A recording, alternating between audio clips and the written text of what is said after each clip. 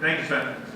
Let's see, next up we have our first panel. This is our panel on electrification. And we have a great moderator I want to introduce now. Greg Dalton was a handful of years with Commonwealth Club, and he started to see within the great conversations that they are so well known for, a need for a focused forum that would be almost a spin-off, if you will, looking at energy, the economy, and the environment, which of course drills so much down to what we're talking about here with the electrification and the changing motive nature of the power behind vehicles. So please welcome Greg Dalton to bring up our panel on electrifying vehicles.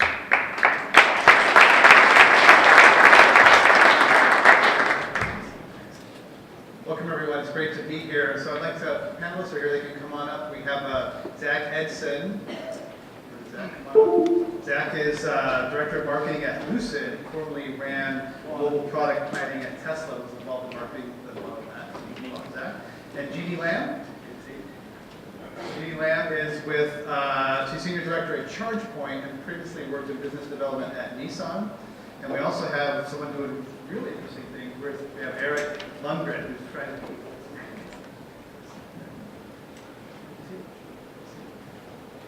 So that's going to tell us, breaking some records. Go ahead and see over there. We're going to talk about electrification. We started out earlier today. There's the tipping points here. We've been talking about it for a long time. So, Zak, let's begin with you. You worked at Tesla. Now you're spinning off from Tesla, trying to take a bite out of Tesla.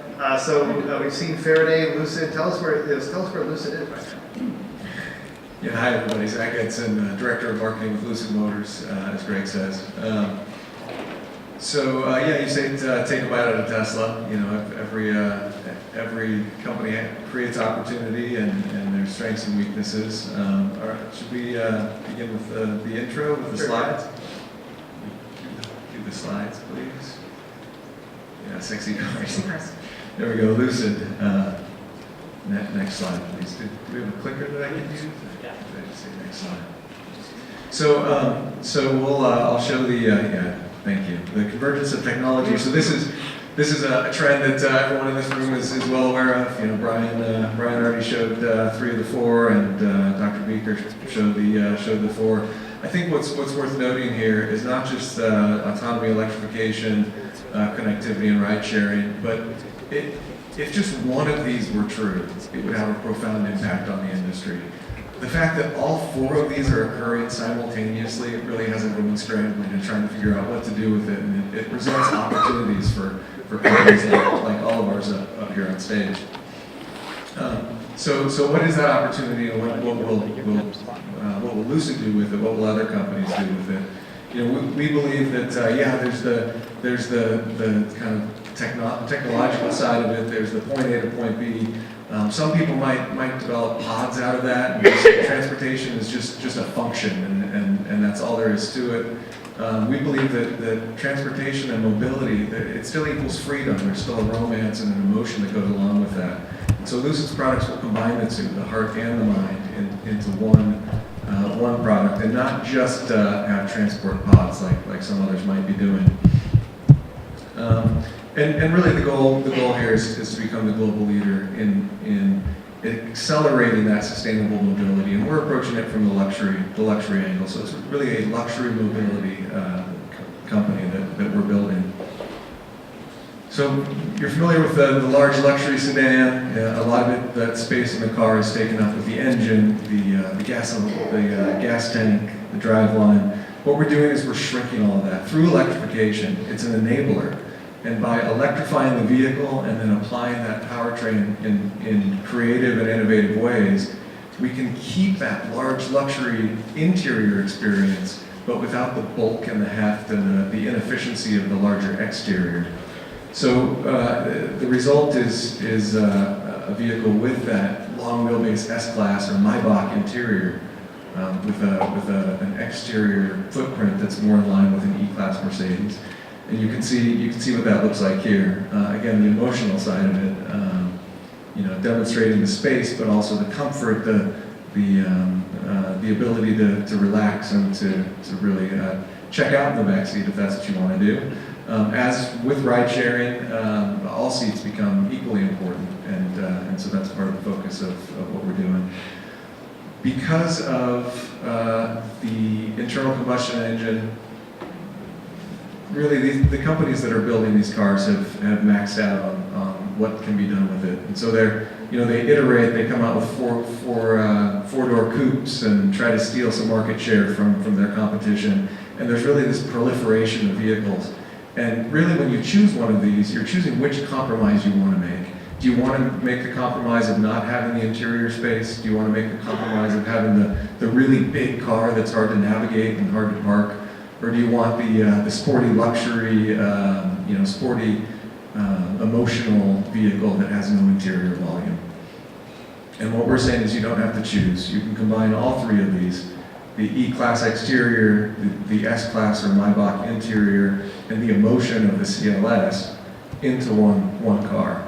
And no longer do you need this proliferation of models to achieve the same results. So it's much smaller than the large, long wheelbase cars. And actually, if, looking at the proliferation of cars on the previous slide, Mercedes has 3 different wheelbases for the S-Class, 2 different wheelbases for the E-Class.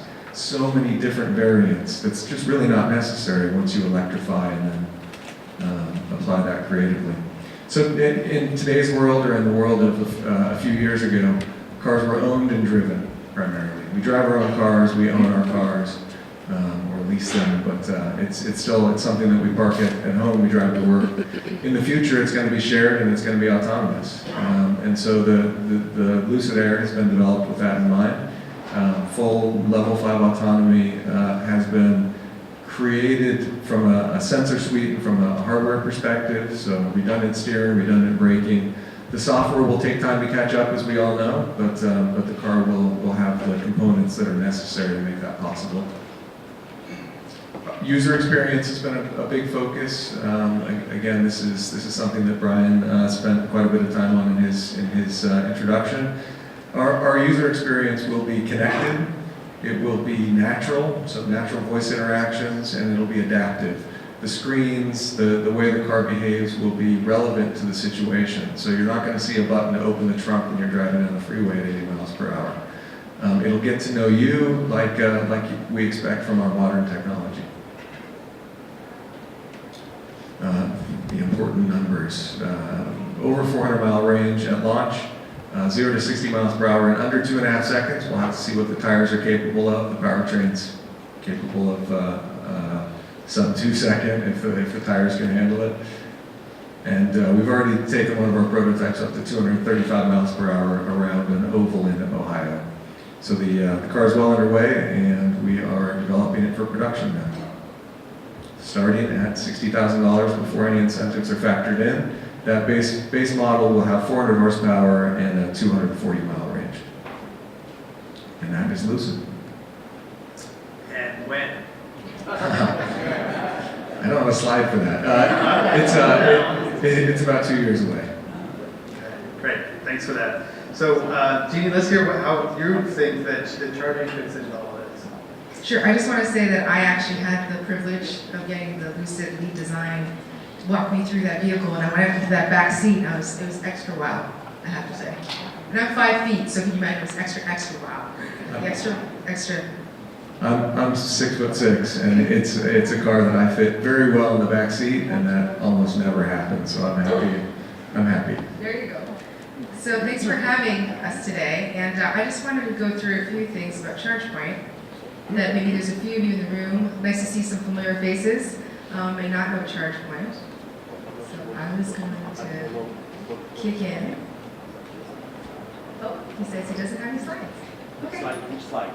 It's The I'm sorry. ChargePoint slide. Here.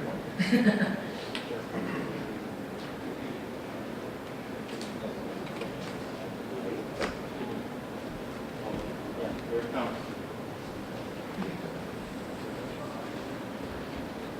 It's Monday, y'all. There we go. Thanks. Thank you right there. All right, so in terms of ChargePoint and what we're focused on, for those who don't know us in the room, we're the largest EV charging network. We are AC and DC focused. Throughout this whole panel, there are going to be hundreds of people who are actually been charging, because every 2 seconds we have a driver plugging in. Which is great.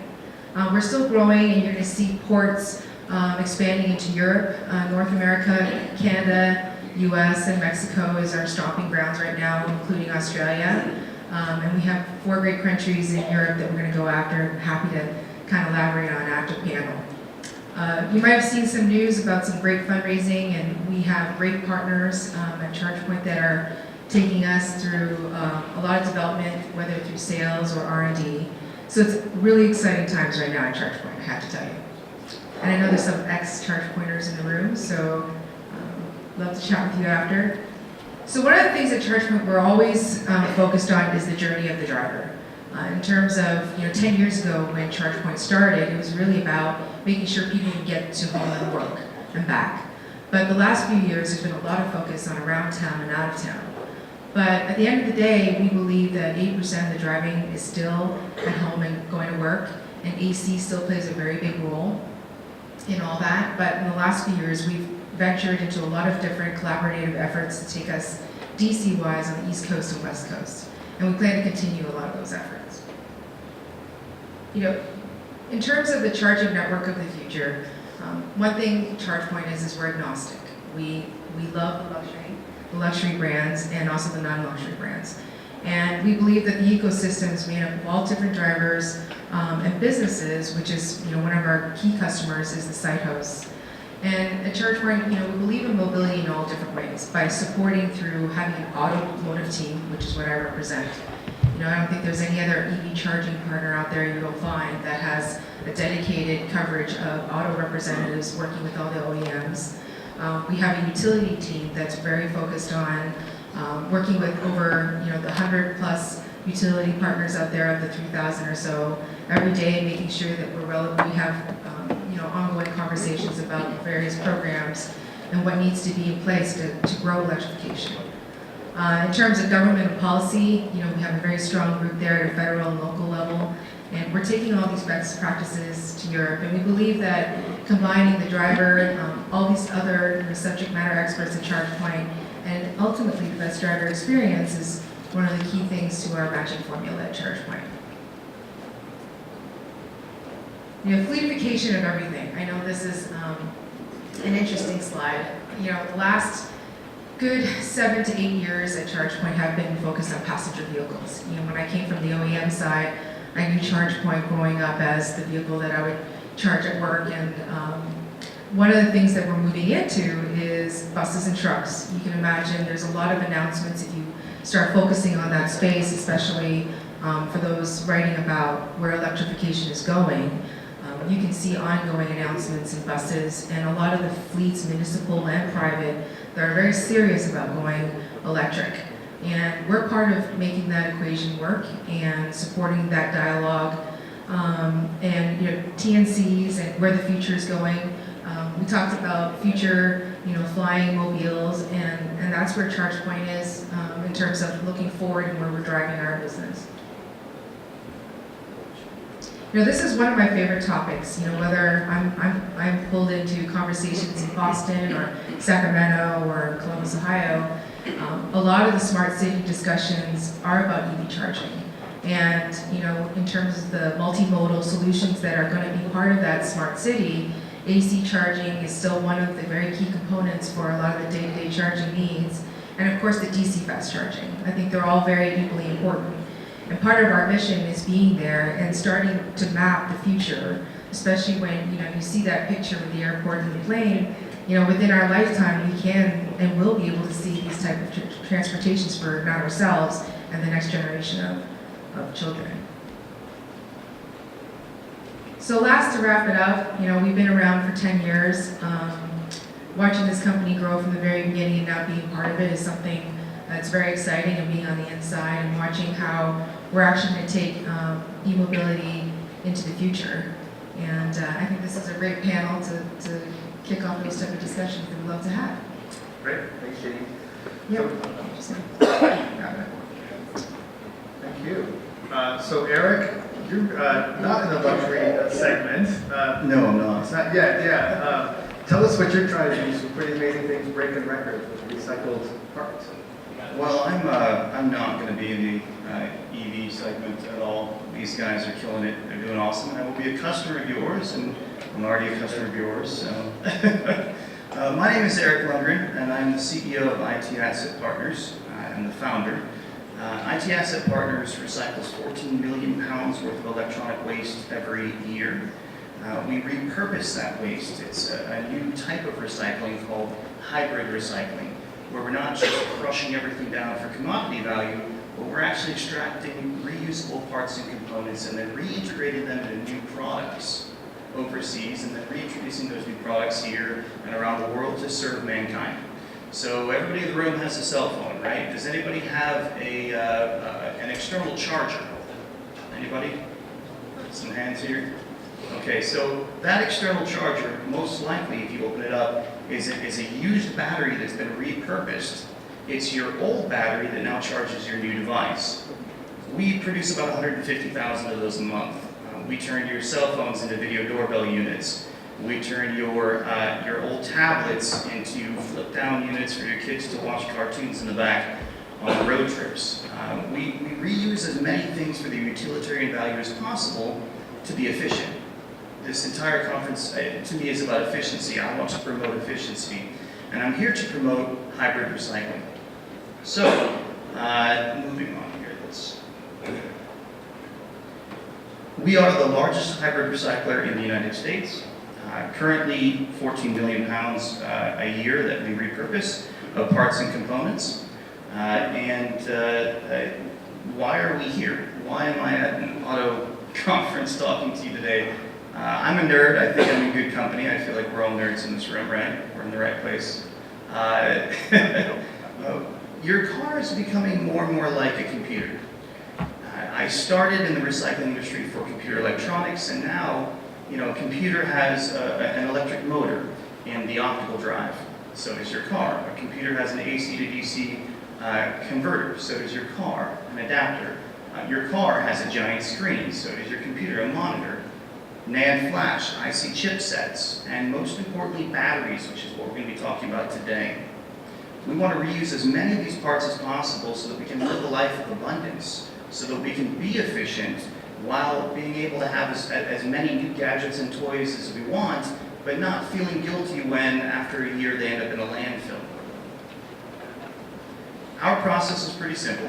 We dismantle, triage, and test all of the parts and components we reuse. Here's an example of 18650 batteries, which this lithium-ion battery in the bottom left corner there. That battery is an end product that we've rewrapped. If you look at the middle example of that Dell battery, when we test that, it's a bad battery, but one cell's bad, the other 5 are good and can be reused. So we KDEX test those, and then we check the milliamp hours and the ohms ratio and the variance, and we reuse it in the application that it fits. For example, that same 18650 battery, it's in all mobility devices for electronic power. Let's say a power drill will have that battery. The Tesla Roadster, the Tesla Model S has that battery, but a laptop has that battery, or a portable DVD player. They all use the exact same technology. And when you crack the hood or you take off the exterior, it's all just generic components inside. Back in the 90s, they were all proprietary, but now it's all just generic with a new name brand on the outside, and all that can be reused for a new utilitarian purpose. Example of a laptop, the Tesla, they both have the 18650s in them. Below you'll see examples of what we turn these into. We're able to power drones and EV wheelchairs and new laptops and your razor at home and a torchlight and a laser pen if I had one. Everything and anything can be powered by something that was once in a Tesla. You had 7,000 units in the Tesla, so you can make 7,000 torchlights now. Or you could make 65 scooters that go, or e-wheelchairs that could go twice as far for half the price, while lowering the carbon footprint of the original product by reusing it in multiple life cycles. This is hybrid recycling. Now, here's why I'm up here. The slide's a little cut off on the top there, so I'll just explain it to you. I wanted to build a demonstration about hybrid recycling. I tried to explain this to people, what hybrid recycling was, which just kind of went over people's heads and they weren't interested. So I was told to demonstrate, to show the technology. So I did. So in 41 days, to be exact, start to finish, we took a E39 BMW frame, 1997, dragged it out of a landfill. That's the car right there. And then we slapped some new tires on it, took out all the ICE engine components, and converted it into a fully electric vehicle. We used 90% consumer waste to build the vehicle. So it has the lowest carbon footprint of any vehicle that's ever been produced. This vehicle is able to travel, and we've tested this actually. It holds the record. It's 748 miles in a single charge at highway speeds. 748 miles. The purpose here is to demonstrate that old trash, that things that we throw away, can be repurposed for a new utilitarian, very productive solution if you just take these components and parts and apply them in a new format. So the car itself is built out of 18650 batteries from laptops, as well as prismatic cells from broken EVs. The controller in the car came out of an electric forklift that's 7 years old. The car itself is 20 years old. 90% of the car is made from trash, consumer waste, garbage.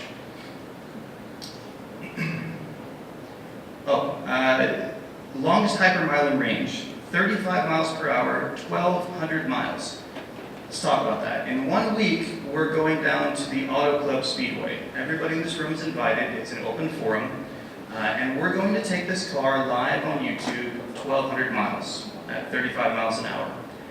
I need drivers, so I hope I can get some volunteers in the audience, because great, excellent, because it's going to be 48 hours, 2 days, 2 nights of just driving around a track, 2-mile track. We hope to set the Guinness Book World Records. Guinness Book will be there. We'll be streaming it live on YouTube with 360 cameras, so you can all be there with us if you can't make it. And more or less, this is just to demonstrate hybrid recycling. I really want to make sure that we can be as efficient as possible, not only on the front end when manufacturing this product, but on the back end of the reverse logistics, to make sure that we're not just consuming things and throwing things away. We need to evolve past this current disposal method that we have of mining and building and dumping and mining again. I want to make sure that we can reuse everything for its utilitarian value. So let's move on here. This is what I'm really about. I spent half my life overseas in India and Africa and China, and I lived in the worst places in the world, like Automotie and just places where children are still burning kerosene to get light so that they can see and do their homework. I'm a firm believer that there's an easy solution for this, and it's in the waste that we throw away.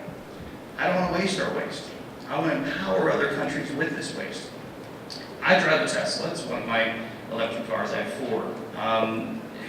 One Tesla, if I were to wreck my Tesla or need a new battery pack because a couple of cells went bad or some controller went bad, that one battery pack is able to be converted into affordable clean light, an alternative light source for 3,000 plus people. So again, it takes 2 18650 cells to be able to power 3 micro LED lights, same thing that you find on the back of your phone, all night. So in other words, 3,000 people can get a clean light source for every one wrecked Tesla. That's what I want to do. I want to get these to these people. The panels there cost $15 a piece, so in total it cost me $28 with shipping to get a light source that'll last for 12 to 15 years. That will offset kerosene and allow for people to be able to have light in third world countries and evolve and grow, which is what we all want to do. I believe in repurposing all electronics, but the electric vehicle industry is going to be huge. Batteries are going to be a problem, and if nothing else, I want you to understand there is a solution. Any naysayer out there that tells you, oh, these batteries, the carbon footprint of them, and when they're disposed of, offsets all of the benefit of driving an electric vehicle. It's not true. We have solutions today to be able to pay you for every type of electric vehicle battery. Pay you and recycle 100% of that battery with a zero landfill policy to EPA and R2 standards. So let's do it. Let's be efficient, and let's start recycling, hybrid recycling. Thank you.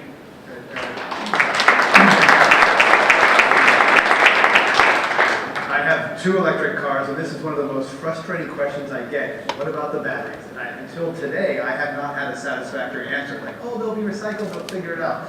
So thank you personally for that, because now I'll be much more prepared to answer those questions from those skeptics. Let's talk about lithium ion. A lot of people here in the Valley are betting on new chemistries.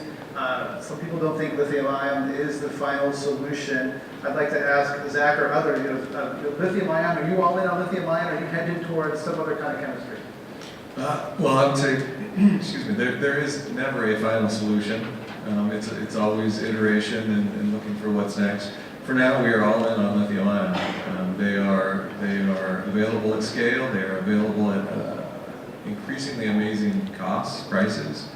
More and more affordable every year. And we've been able to iterate on the lithium ion with our suppliers, Samsung SDI and LG Chem, to deliver increased capabilities, both in range is very good, but then also just in the ability to fast charge repeatedly and extend the life of the battery. So at least for the near future, lithium ion is the solution. So solid state, not so much. Not if you want to get a car on the market in the near future. Jeannie, does it matter to you that the battery chemistry changes? Does it matter to ChargePoint? You're still going to pump juice in there? I think from my personal perspective, not from ChargePoint, but I think it's just cost efficiency and making sure that, to Zach's point, what's more affordable will bring the electrification to a mass. That's what we're looking. But I have to say, Eric's presentation today is something to really trigger a lot of different thoughts, and where the OEM industry should really kind of gear their mindset and opening their eyes to other options. I mean, that presentation, Bill McDonough years ago, cradle to cradle, the circular economy, that concept's been out there for a while, but manufacturers have been slow to adopt that. Let's talk about money, power than money. Does Lucid have enough financially secure to keep going? Every startup doesn't have enough money to be financially secure. So capital and continued capital raises is something that Lucid is focused on, as is Tesla. Tesla just did a $2 billion raise. And that's going to be the case for really any new company that's still waiting for revenue. And so yeah, enough money to keep going, but we'll need to raise more in the future. And Eric, what are the economics of what you're trying to do? You say this, who gets paid? Where does we saw how the materials flow. How does the money flow? Sure, yes. Well, we pay $47 million a year. We pay up front. I hope everybody likes wires. Basically, what we do is we create RMA solutions worldwide for companies that get these batteries back. No matter where they land, we're able to consolidate an FTL to our R2 certified facilities, EPA R2 certified facilities, where we break the units down and actually open them up. They're no different than that laptop battery that you saw, where one cell is bad and all the other ones are good. When you open up these, it's the same thing. We find a couple of cells, prismatic cells, LG Chem cells, 18650 cells that are bad. And those need to be recycled properly. It's focused material, it's hazardous waste, and we have the process for that. But the usable cells, you want to reuse them for the utilitarian purpose. So we need to grade those cells, and then we apply them in the correct application. For example, if you took a prismatic cell from let's say a Fiat 500e, and I get 24 prismatic cells, I could take those cells, a 24 kilowatt hour battery pack, and create in a rural area a DC to DC supercharging station for ChargePoint from a pack that was basically garbage, or 2 packs that were garbage that we Frankenstein together, and we retest and make sure, KDX test to make sure that every cell is good. We can create a DC to DC fast charging station with solar for ChargePoint on the way to Vegas. Using trash, we can actually power our future with our past. So that's the utilitarian value is where the value is. And to be honest, I don't care what the actual chemical makeup of the battery is. We'll recycle the bad units, but that's not where we're making our money. We're making our money through reuse. The whole pack's not bad. It's a single piece that went bad. And the big car companies, they can't afford to go through and start salvaging the good products. So that's what we're here to do. And Jeannie, standalone charging has been a pretty tough business model. We electric drivers, we want chargers to be everywhere. We only want to pay for it when we use it. Right. People don't like subscriptions. You got utilities and VW, you got lots of competitors, maybe they're partners. So lay out the business case for standalone electric charging when you got PG&E and VW kind of getting into your space. So if I understand the question, it's around our business model and our longevity. I think that's where ChargePoint's strength is, really. And if those who are not familiar, our business model is around really the site hosts. And we have great companies, Fortune 500 and retailers like Target and Walmart and so forth, that they want to be the site host and operate. So, we enjoy the revenue from the charging station, revenue one-time sale, but also the annual subscription for the site host to keep them on our cloud, enable them for pricing, energy management, control access. And that's why we really think that our business model is the best one out there, because it can sustain itself. One of the toughest things is renters, because obviously urban dwellers are most likely to be electric car drivers. Right. But particularly in the Bay Area, a lot of renters can't afford to buy a house. How can renters get into more charging? So actually, we're one of the few companies out there that actually has a multifamily sales team. So you might know under our roof, we actually have a number of people that are dedicated to only multifamily apartment homes from the United States and Canada. And what we do is actually we have a service model that I can go into a little bit more, but we help share and break up the cost so it's fair for the HOA, the driver. And typically we have drivers call us, to your point, from San Francisco or New York City even, where they're like, I really want to drive an electric vehicle and my landlord won't let me. And we basically go in there and we help get the discussion going, make sure they understand the model, that the service model that we have, so that everyone has a fair share of how to get this charging system in the building. We just got the hook. Let's thank them for an excellent round of